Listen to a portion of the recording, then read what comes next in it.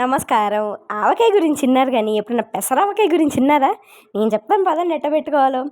ఆవకాయకని చెప్పి కొట్టించిన ముక్కల్లో టెంకలేని ముక్కలు, డ్యామేజ్ అయిన ముక్కలతో పెట్టుకుంటారండి పెసరావకాయ.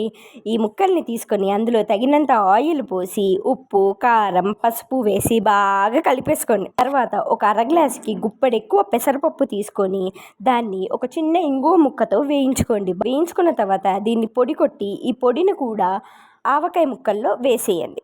బాగా కలిపేయండి. కలిపేసిన తర్వాత ఈ పెసర ఆవకాయ 3 రోజులు ఊరాలండి. అప్పుడే ఆ ముక్కలో ఉన్న పులుపు అదంతా దిగి సూపర్ ఉంటుంది. ఈ రోజు ఒకసారి కలుపుకొని ఆయిల్ తక్కువైతే ఆయిల్ వేసుకోండి. ఒకటి మాత్రం గుర్తుపెట్టుకోండి, ఈ పెసరావకాయ 3 నెలలు మాత్రమే నిలువ ఉంటుంది. అదే ఫ్రిడ్జ్లో కనుక పెట్టుకుంటే 6 నెలలు ఎంజాయ్ చేయొచ్చు దీని టేస్ట్ని. అంతే అండి, ఈజీగా సింపుల్గా అయిపోయిన పెసర ఆవకాయ రెడీ.